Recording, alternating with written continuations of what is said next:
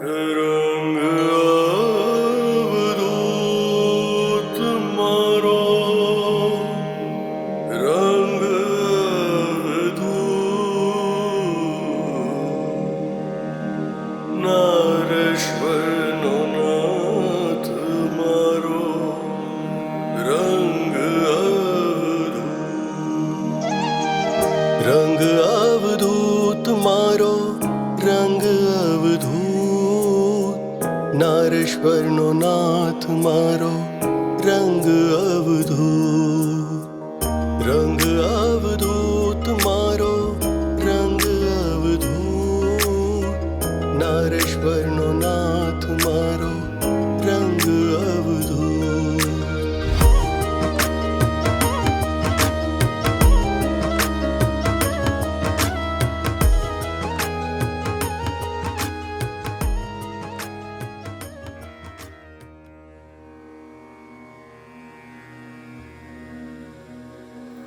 ગુરુદેવ દત્ત.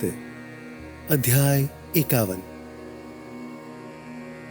આમ ઉજવી પાદરે રંગ જયંતી ભવ્ય, મગનલાલ સહ નીકળ્યા સમર્થ સદગુરુવર.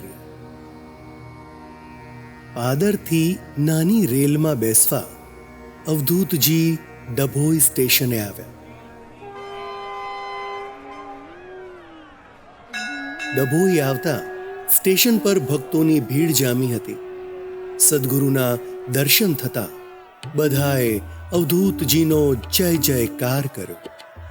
સ્ટેશન પર ગાડી આવી. હજારો ભાવિક ભક્ત એકી ટશે જોતા રહ્યા. અવધૂતજીનું નયન મનોહર રૂપ જોતા ભક્તોની આંખો ભીની થઈ અને ચિત્ત પ્રસન્ન થયા. ગાડી ઉપડી અને અવધૂત ચિંતન શ્રી ગુરુદેવ દત્તનો ગગનભેદી નાદ ગાજ્યો. ગાડી ગતિમાં આવતા અવધૂતજીએ મગનલાલને કહ્યું, મગનલાલ, હું કહું તેમ કરો. આ ડબ્બાના બારણા અને બારીઓ બંધ કરી દો અને અહીં બેસો.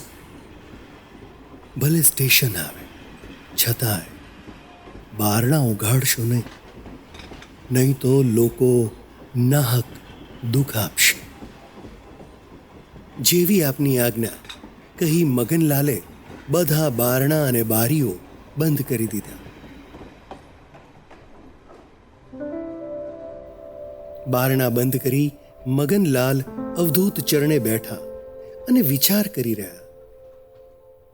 અવધૂતજીની ગતિ પણ ગજબની છે. એને કેમ કરી શકાય? પળમાં સૂર્યપ્રકાશની જેમ બધાને પોતાના તેજથી ધન્ય બનાવે તો પળમાં વાદળ છાયા આકાશની જેમ તેમના તેજથી બધાને વંચિત કરી દે. ગઈકાલે આ સમયે પાદરા નગરમાં માનવ મહેરામણમાં ડૂબ્યા હતા. ભક્તો અવધૂતનો જયકાર ગજવતા હતા. દર્શન માટે લાંબી લાંબી કતાર જામી હતી. તે જ રંગ આજે એકલા આ ગાડીના ડબ્બામાં નિજાનંદની મસ્તીમાં મસ્ત બેઠા છે. ડભોઈ સ્ટેશને ભક્તોની આંખો છલકાય છતાં અવધૂતજીનું અંતર લોપાય નહીં. હર્ષ, શોક કંઈ જ તેમને સ્પર્શી શકે નહીં. સદાય નિર્લેપ રહે. ક્યાં કાલની ભીડ અને ક્યાં આજનું એકાંત. તોય અવધૂતજીના મુખડા પર જરાય ફેર પડે નહીં. દુનિયાની માયા ખંખેરી સદાય અલિપ્ત રહે. ધન્ય છે અવધૂતજીને. મારા સદગુરુના ચરણોમાં કોટી કોટી વંદન. આમ વિચાર કરતા કરતા બહાદુરપુરનું સ્ટેશન આવી ગયું.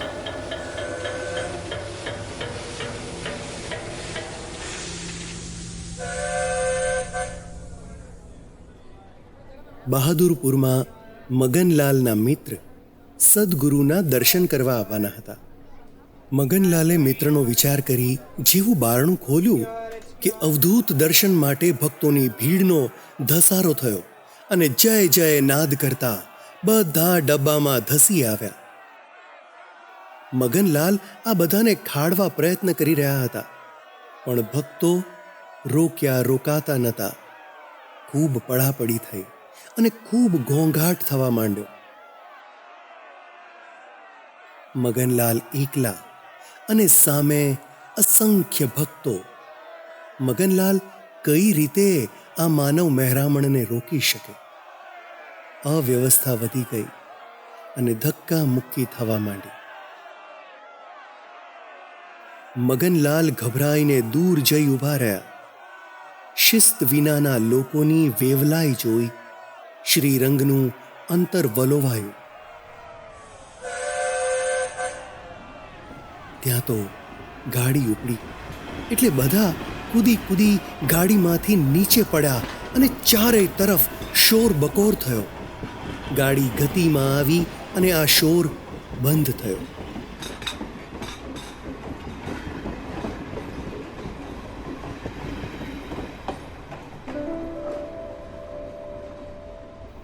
શ્રી રંગ અવધૂતે મગનલાલને મીઠી ટકોર કરી. જોયું ને મગનલાલ, ગાડીના બારણા ખોલતા કેવા પરેશાન થયા? મેં તમને પહેલેથી જ આ બારણા નહીં ખોલવા ચેતવ્યા હતા. છતાંય બારણું ખોલી તમે કેવા દુઃખી થયા. મગનલાલ ચૂપચાપ સાંભળતા હતા. તેમની આંખોથી જલધારા વહેવા માંડી. તેમણે કહ્યું, પ્રભુ, આવી ભૂલ હું ફરી નહીં કરું. અવધૂતની આજ્ઞાનું ઉલ્લંઘન કરી મગનલાલે તેનું પરિણામ ભોગવ્યું. વળી ભક્તોની ભીડ જોઈ શ્રીરંગ પણ અતિશય દુઃખી થયા. ભક્તોના ટોળાને જોઈ સદગુરુ આમ દુઃખી કેમ થયા એવો પ્રશ્ન થાય. અવધૂતજી સદાય કહેતા કે ભક્તિમાં ભાવ ન હોય તો ભક્તનું હંમેશા અનિષ્ટ થાય છે. તેથી ભક્તે હંમેશા ભાવ અને શિસ્ત જાળવવા. ભક્ત જો વેવલો થાય તો પડે પડ ઠોકર ખાતો ફરે છે. બીજાને ધક્કો દઈ દર્શન કરવા દોડવા વાળો કદી સાચો ભક્ત ન હોઈ શકે. શિસ્ત વિહોણા આવા ભક્ત અવિવેકથી ભ્રષ્ટ થઈ હંમેશા છાતી માથું કૂટી કષ્ટ વધારવા સિવાય કંઈ જ નથી કરતા. આવા ભક્તને જોઈ અવધૂતજીનું મન હંમેશા દુભાતું.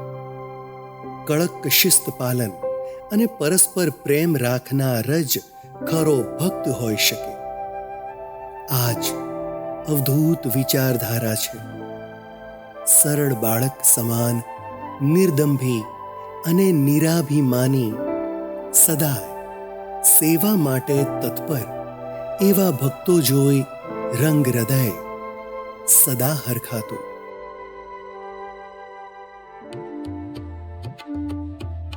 સદગુરુનાથ મગનલાલ સાથે છોટાઉદેપુર સ્ટેશને ઉતર્યા. 2 મોટી મોટર અને 3-4 ડમણિયા રંગ અવધૂત માટે સ્ટેશન પર ઊભા હતા. ભક્તોએ સદગુરુને મોટર કારમાં બિરાજવા વિનંતી કરી.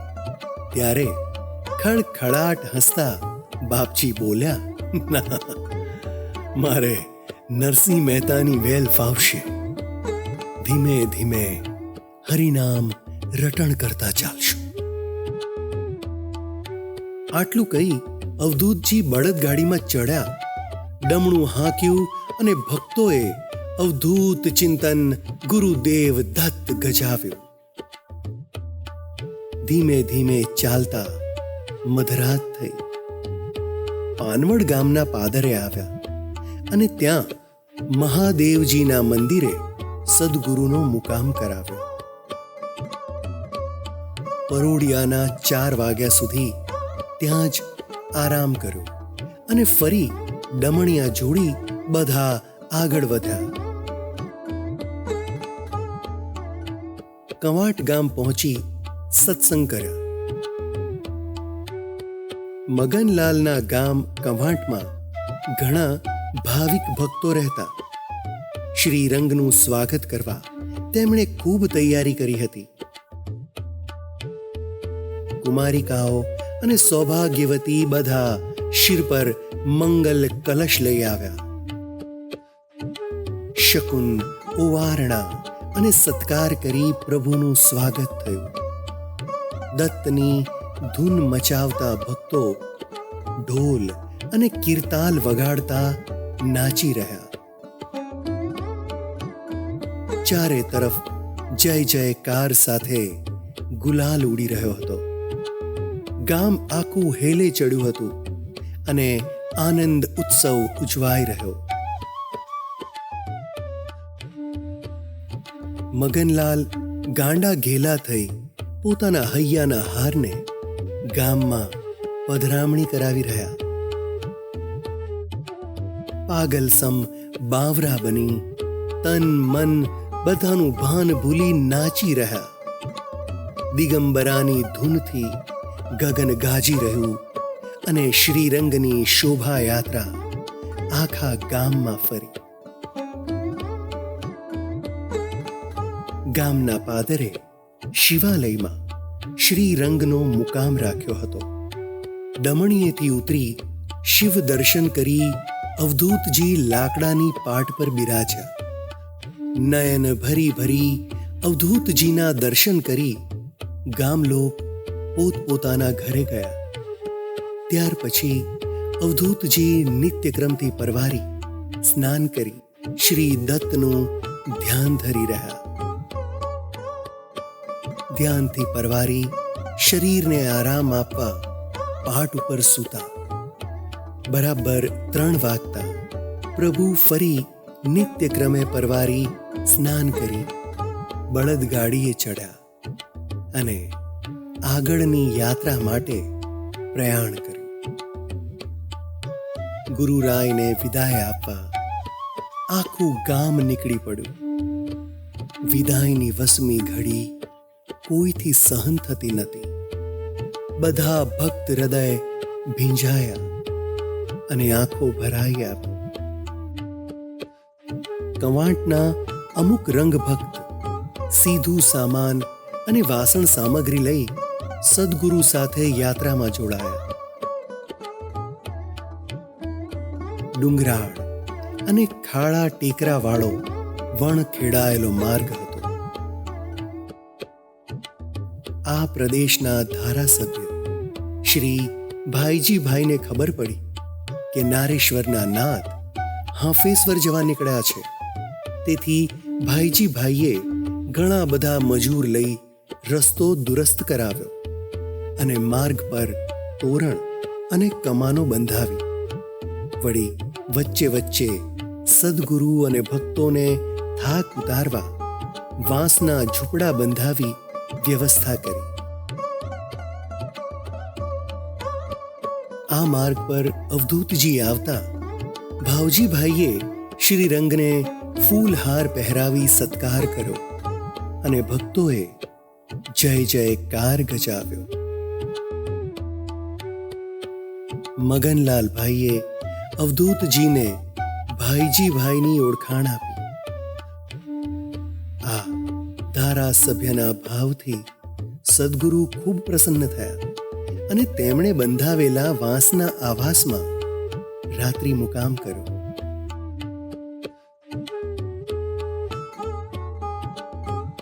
બીજે દિવસે વહેલી સવારે બધા તૈયાર થયા અને આગળની યાત્રા માટે પ્રયાણ કરવાનો વિચાર કર્યો.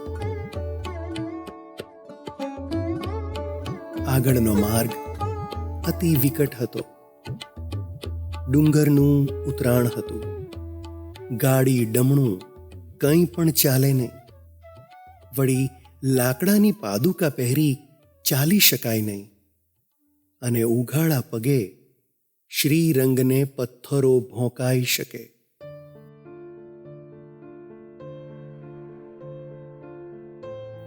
બધા વિચારમાં પડ્યા.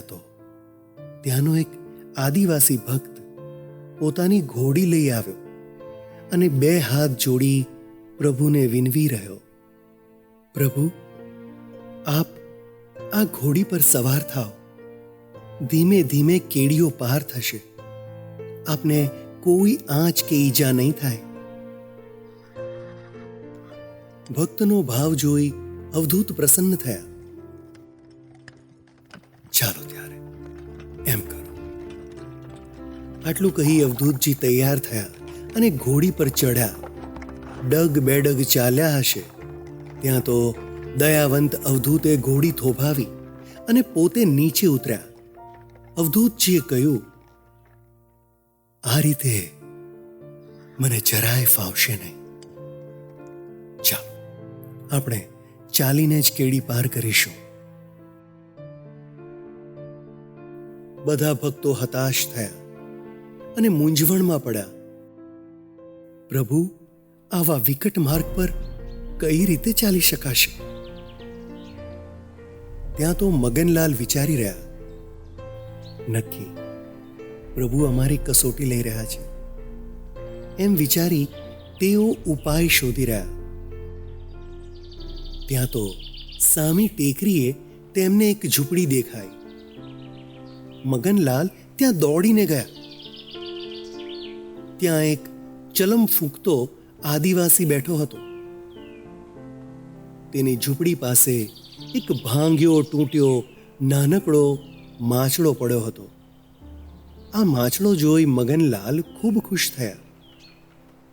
ભિલોરી ભાષામાં તેમણે આદિવાસીને વિનંતી કરી, ભાઈ, આ માછડો અમને આપી શકો? એની નાનકડી પાલખી બનાવી મારા પ્રભુને બેસાડી તેમને કેડીઓ પાર કરાવું. તેમની વાત સાંભળી આદિવાસી આનંદથી માછડો ઉચકી તેમની સાથે ગયો. માછડો છોલી છાલી એક નાનકડી પાલખી તૈયાર કરી અને મગનલાલે તેમાં એક કામળો પાથરી અવધૂતજીને પાલખીમાં બેસવા વિનંતી કરી. પાલખી જોઈ અવધૂતજી ખૂબ પ્રસન્ન થયા. ભાવથી તેઓ પાલખીમાં બિરાજ્યા. 6 ભક્તોએ આ પાલખી ઊંચકી અને દત્ત ધૂન મચાવતા તેઓ વેગે ચાલ્યા. જોત જોતામાં શ્રીરંગની સવારી બપોર સુધીમાં હાંફેશ્વર આવી ગઈ. અવધૂત ચિંતન, શ્રી ગુરુદેવ દત્ત અને હર હર મહાદેવની ગર્જના કરી ભક્તોએ પાલખી નીચે મૂકી. તે સ્થાનમાં પૂજારી અને આસપાસના ભક્તોએ સદગુરુનું સ્વાગત કર્યું. ત્યાંના પૂજારીએ અવધૂતજી માટે સરસ મજાનો ઓરડો, ખુરશી, પાટ મૂકી સજાવ્યો હતો. અવધૂતજીએ ભાવથી શિવ દર્શન કર્યા અને પછી ઓરડામાં પધાર્યા. 2 દિવસનો શ્રમ હતો અને અવધૂતજી થાક્યા હતા. તેથી મગનભાઈએ ચોખ્ખું તલનું તેલ લઈ અવધૂતજીના અંગ પર માલિશ કરી અને પછી ગરમ પાણી વડે એમને સ્નાન કરાવ્યું. ભગવાનનું શરીર ફૂલ જેવું હળવું થયું. અવધૂતજીએ આજથી ભિક્ષામાં અનાજ લેવું બંધ કર્યું હતું. તેથી થોડું ગાયનું દૂધ લઈ અવધૂતજી આરામ કરવા પાટ પર સૂતા. સૂતા પહેલા બધા ભક્તોને તેમણે 4 વાગ્યે નર્મદા તટ પર ફરવા જવા માટે તૈયાર રહેવા કહ્યું. ભક્તો પોતપોતાના કામે લાગ્યા. સ્નાન કરી બધાએ ભોજન કર્યું અને આરામ કર્યો. બરાબર 4 વાગતા ભક્તો પ્રભુના ઓરડે હાજર થયા. ભક્તોને જોઈ પ્રભુ ઉઠ્યા. દંડ કમંડલ આસન લઈ ભક્તો સાથે રેવા તીરે જવા નીકળ્યા. દૂરથી માના દર્શન થતા અવધૂતજી ભાવ વિભોર થયા અને રેવા માતાને વંદન કરી રહ્યા. રેવા તટ પર સુંદર એવા સફેદ પથ્થરની કરાડ હતી. સુંવાળી મખમલ જેવી રેતીનો ઢગલો કરી પ્રભુએ તેના પર આસન પાથર્યું અને આસન પર બિરાજ્યા. જાણે 7 શાહના શાહ બિરાજી રહ્યા. તેમની સામે વર્તુળમાં ભક્તવૃંદ શિસ્તબદ્ધ બેઠું અને હસી હસીને વાતો કરી. સામે રેવાનો ખળખળ પ્રવાહ વહે. દૂર દૂર પહાડોની સુંદરતા અને સાંજ નવા નવા રંગ લઈ આકાશમાં રંગોળી પૂરતી હતી. જ્યાં જ્યાં નજર નાખો ત્યાં ત્યાં નવી નવી સુંદરતા દેખાય. આમ રેવા માતાના કાંઠે અનુપમ પ્રકૃતિ ખીલી ઉઠી. નયન ભરી ભરી આ સુંદરતા જોઈ અવધૂતજીએ મગનલાલને કહ્યું, મગનલાલ, અહીં આ જગ્યાએ આપણને રહેવા મળે તો આ દિવસો કેવા આનંદમાં પસાર થાય. મગનલાલે કહ્યું, પ્રભુ, હું હમણાં જ જાઉં છું. મંદિરથી બધો સામાન અહીં લઈ આવો. પ્રભુએ કહ્યું, વાહ, એથી રૂડું શું હોઈ શકે? આમ જો કરો તો પ્રભુ આપનું સદાય ભલું કરે. અવધૂતજીના વચન સાંભળી મગનલાલનું મન ખૂબ હરખાયું. 2-3 ભક્તોને લઈ તેઓ વેગે દોડી મંદિર આવ્યા. સામાન લઈ ઝટ રેવા તટ પર આવ્યા અને બધા ભક્તો મળી અવધૂતજી માટે કુટીર બાંધવા લાગ્યા. ઘાસ પાનની એક કુટીર બનાવી, તેમાં પાટ અને ખુરશી ગોઠવી. સુંદર એવી કુટીર જોઈ અવધૂતજીનું ચિત્ત પ્રસન્ન થયું. તે રાત્રે પ્રભુએ કુટીરમાં આરામ કર્યો અને બધા ભક્તો કુટીર બહાર સૂતા. બીજા દિવસે બપોરના સમયે રેતી સૂર્યના તાપથી તપવા માંડી. આ ગરમ રેતીનો તાપ અવધૂતજીથી સહન થતો નહોતો. ભક્તો ભેગા થઈ તેમને માટે ઉપાય શોધી રહ્યા. દિવસ દરમિયાન પ્રભુને ઠંડક થાય તે માટે વિચાર કર્યો. કુટીરની નજીક એક ખીણ હતી. બપોરના સૂર્ય કિરણો પણ આ જગ્યાએ આવે નહીં. બધા ભક્તોએ મહેનત કરી આ ખીણમાં જવાનો માર્ગ તૈયાર કર્યો. એક સ્વચ્છ જગ્યા જોઈ ત્યાં સાફ સફાઈ કરી ઝીણી રેતી પાથરી અવધૂતજીની પથારી તૈયાર કરી. આમ બપોરના સમયે અવધૂતજી આ રેત શૈયા પર સૂતા. ઘણીવાર તેઓ આ રેત શૈયાને બાણ શૈયા કહી રમૂજ કરતા. 2 દિવસ ખૂબ આનંદમાં પસાર થયા.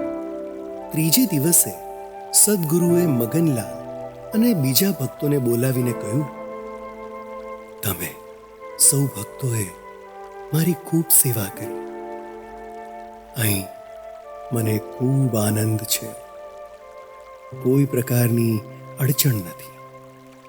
ખાવા પીવાની મારે ચિંતા નથી.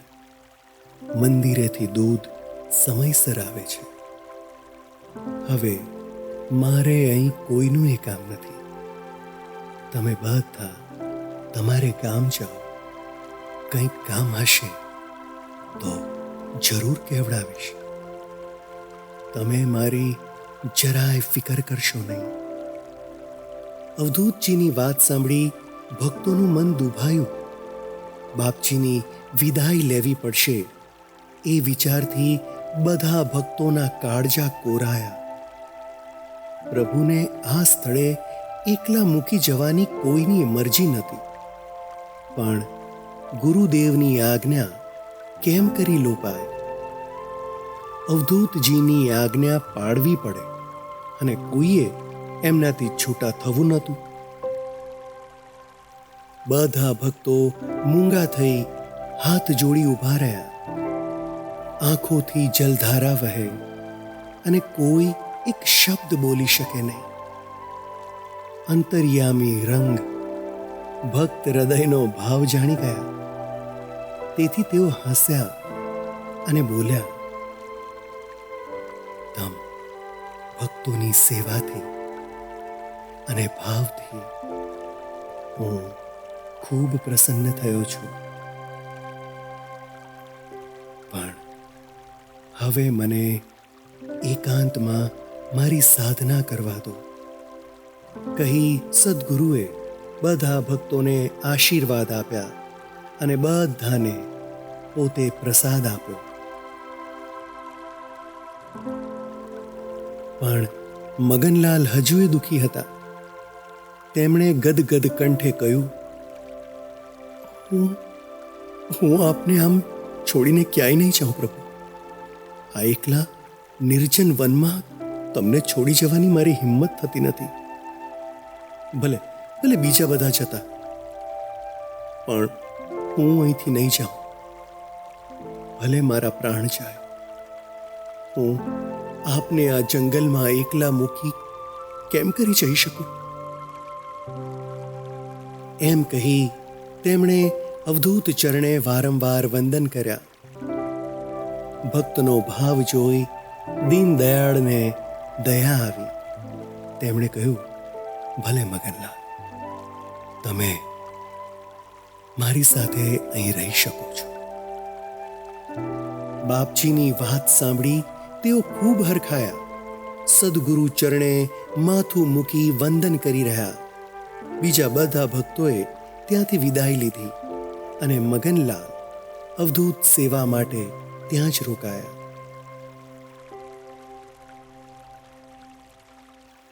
રેવા માતાનો તટ, નિર્જન વેરાન વન અને મખમલ જેવી રેતી અને પથ્થરની શિલાઓની વચ્ચે અવધૂત યોગીરાજ મસ્તીથી બિરાજી રહ્યા. જગતની પરવા છોડી બેપરવાહ થઈ જાણે શાહોના શાહ આ પથ્થરો પર પોડી રહ્યા હતા. અવધૂતજી કેટલા વિરોધાભાસમાં જીવતા. કોઈક સમયે પાદરા ગામ જેવી ભક્તોની ભીડ અને કોઈ સમયે આ નિર્જન વનનો એકાંતવાસ. છતાં આ તો અવધૂત હતા. ભલે મોટા નગર હોય કે પછી જંગલ, એ તો સદાય પોતાની મસ્તીમાં મસ્ત રહે. કોઈ પણ સંજોગ હોય, સદા પ્રસન્ન રહે. અવધૂતજીના સાનિધ્યમાં સદાય નિત નવો આનંદ અને નિત નવો ઉત્સાહ હોય.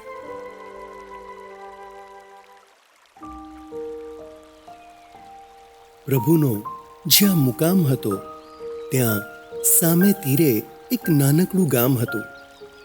આ ગામમાં 50-60 ઝૂંપડા હતા. તેમાં ગરીબ આદિવાસી વસતા હતા. ગામનું નામ પંઢરિયા. ત્યાંના મુખી પટેલને ખબર પડી કે સામેના તટ પર અવધૂતજી બિરાજી રહ્યા હતા અને થોડા દિવસ એકાંતમાં ત્યાં જ રહેશે.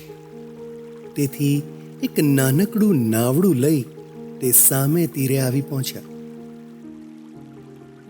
સદગુરુ ચરણે માથું મૂકી વંદન કરી તે મુખી બોલ્યા, ધન્ય દિવસ આજનો, આપના દર્શન કરી મારો અવતાર સફળ થયો બાપજી. અવધૂતજીએ ઓમકાર નાદ કરી તેને આશીર્વાદ આપ્યા અને પ્રસાદ આપ્યો. પ્રસાદ લઈ અવધૂતજીને વંદન કરી પટેલ પોતાના ગામ ગયો. બીજે દિવસે સવારે તે પટેલ તાંબડી ભરી દૂધ લઈ આવ્યા અને શ્રી ચરણે વંદન કરી બોલ્યા, પ્રભુજી, મારી આટલી સેવા સ્વીકાર કરો. એમણે કહ્યું, પટેલ, મારે માટે મંદિરથી ગાયનું દૂધ આવે છે, પણ મારી સેવામાં હાજર આ ભક્તને દૂધ આપી દો. તે ચા પાણીની વ્યવસ્થા કરી લેશે અને તમે પણ ચા પીધા પછી જ જજો. અવધૂતજીની વાત સાંભળી પટેલ રાજી થયા. મગનલાલને દૂધ આપ્યું, બંને ચા પીધી અને પછી પટેલે વિદાય લીધી. આ પછી પટેલ રોજ સવારે દૂધ લાવતા, મગનલાલને દૂધની તાંબડી આપી પોતે અવધૂતજી પાસે બેસતા. અવધૂતજી પણ એમની સાથે ખૂબ વાતો કરતા અને ખૂબ હસતા. જે અવધૂત સાથે એકાદ બે શબ્દોની આપલે થતા પંડિતોને ગર્વ થતો, એ અવધૂત આ અભણ ભોળા ગ્રામીણ સાથે સહજ રીતે હસી હસીને ઘણા સમય સુધી વાત કરતા. અવધૂત તો ભાવના ભૂખ્યા, ભાવથી વશ થઈ જતા. ભલે પંડિત કે શ્રીમંત તેમની સામે હોય, કશુંય ન ચાલે. એક દિવસની વાત છે. રેવા માતાના કાંઠે મખમલ જેવી રેતીનો ઢગલો કરી તેના પર આસન પાથરી અવધૂતજી પ્રસન્ન ચિત્તે બેઠા હતા. સૂર્યના તેજમાં શ્રીરંગનું શરીર દિવ્ય તેજથી ઝગમગી રહ્યું હતું. પ્રકૃતિનો આહલાદ છલકી રહ્યો હતો અને દિવ્યાનંદની છોડો છલકી રહી હતી. ત્યારે દૂધ લઈ પેલા પટેલ ભગત નિત્ય નિયમ અનુસાર આવ્યા. અવધૂતજીને વંદન કરી ત્યાં બેઠા. અવધૂતજીએ પટેલના હાલચાલ પૂછ્યા. ઉદાસ થઈ પટેલે કહ્યું, પ્રભુ, અમારે ગામ એક બે દિવસથી એક ડાકણ અદ્રશ્ય રીતે આવે છે અને અમારા ઢોર મારી નાખે છે. બે ચાર માણસને પણ મારી નાખ્યા છે. આપના શરણે આવ્યો છું પ્રભુ, અમારા ગામને બચાવો. કોઈ ઉપાય કરો. આમ તે આદિવાસી હાથ જોડી સજલ નયને ગુરુનાથને વિનવી રહ્યો. ભક્તની ભીની આંખો જોઈ ભવભય હારક શ્રીરંગ પણ દુઃખી થયા. આંખો બંધ કરી તેમણે કંઈક વિચાર કર્યો અને પછી બોલ્યા, પટેલ, તમે આંબલીના ઝાડના 4 ખીલા લઈ આવો. અવધૂતજીના અમૃત સમાન વચન સાંભળી પટેલ કુહાડી લઈ વનમાં ગયા. જોત જોતામાં આંબલીના ઝાડના 4 ખીલા લઈ આવ્યા. ખીલા શ્રી ચરણોમાં મૂકી શ્રદ્ધા સભર પ્રણામ કરી રંગચરણે બેઠા. ખીલા જોઈ સદગુરુ ખૂબ પ્રસન્ન થયા. તેમણે મગનલાલને બોલાવી કહ્યું, મગનલાલ, હવે હું કહું તેમ કરો. 4 ખીલા હાથમાં લઈ એક પછી એક ફૂંક મારી પટેલના હાથમાં આપો. મગનલાલ આશ્ચર્યથી બોલ્યા, હે ગુરુનાથ, મુજ પાપીની ફૂંકથી શું થવાનું હતું? કઈ રીતે આ કામ પાર પડશે? ત્યાં તો પ્રભુ હસ્યા અને બોલ્યા, મગનલાલ, આમ તે કાંઈ થતું હશે? આ પટેલને ત્યાંનું દૂધ તમે રોજ પીવો છો. શું એમને માટે આ ખીલાને ફૂંક નહીં મારી શકો? દૂધ તો પીધું, પછી એક ફૂંક મારવામાં ડર શેનો? કોઈ ડાકણ આવીને તમને નહીં ખાઈ જાય. હું અહીં બેઠો છું, પછી શું કામ ગભરાઓ છો? મગનલાલ કહે, પ્રભુ આપ બેઠા છો, પછી મને શેનો ભય? મને કોઈ ચિંતા નથી. મૃત્યુ થશે તો પણ આપની છાયામાં થશે. એથી રૂડું શું હોઈ શકે? મને મૃત્યુનો ભય નથી. પણ હું તો એક સામાન્ય પામર માણસ છું. મારી ફૂંકથી કઈ રીતે આ વિકટ પરિસ્થિતિ દૂર થશે? છતાં આપની આજ્ઞા છે તો હું ઇનકાર નહીં કરું. લાવો, હું હમણાં જ ખીલાને ફૂંક મારી દઉં. આમ કહી શ્રદ્ધાથી મગનલાલે 4 ખીલા પર ફૂંક મારી અવધૂતજીના હાથમાં ખીલા મૂક્યા. અવધૂતજીએ કહ્યું, હવે હું કહું તેમ કરો. ગામના બધા લોકોને ગામની બહાર કાઢી ગામની 4 દિશાઓમાં આ ખીલા રોપી દેજો, અને પછી જ બધા ગામ લોકોને લઈ ગામમાં પ્રવેશ કરજો. શ્રદ્ધાથી આમ કરતા જરાય દુઃખ નહીં રહે. તમે ચિંતા ન કરશો, હું બેઠો છું. આમ કહી અવધૂતજીએ પટેલના હાથમાં ખીલા મૂક્યા અને આશીર્વાદ આપ્યા. ખીલા લઈ પટેલ ખૂબ રાજી થયા. અવધૂત ચરણે કૃતજ્ઞતા બતાવી વંદન કરી નાવડું લઈ સામે પાર ઉતર્યા. ગામ લોકોને ભેગા કરી વિસ્તારથી વાત કરી. ગામ લોકો ખુશ થયા. બધા ગામની બહાર ગયા. પટેલે તે પછી ગામની 4 દિશામાં 4 ખીલા રોપ્યા, અને પછી ગામના લોકો ગામમાં પ્રવેશ્યા. આવું કર્યા બાદ એક ચમત્કાર સર્જાયો. તે ગામમાં તે દિવસ પછી કોઈનોએ ઘાત થયો નહીં. માણસ ઢોર કોઈ મર્યું નહીં. ગામના લોકોનો ડાકણનો ભય ભાગ્યો, અને ગામમાં અવધૂતજીનો જય જયકાર થયો. બીજા કેટલાક લોકોને લઈ પટેલે અવધૂત ચરણે આવી વંદન કર્યા. સજલ નયને પટેલ બોલ્યા, પ્રભુ, અમારા ગામનું વિઘ્ન ટળ્યું.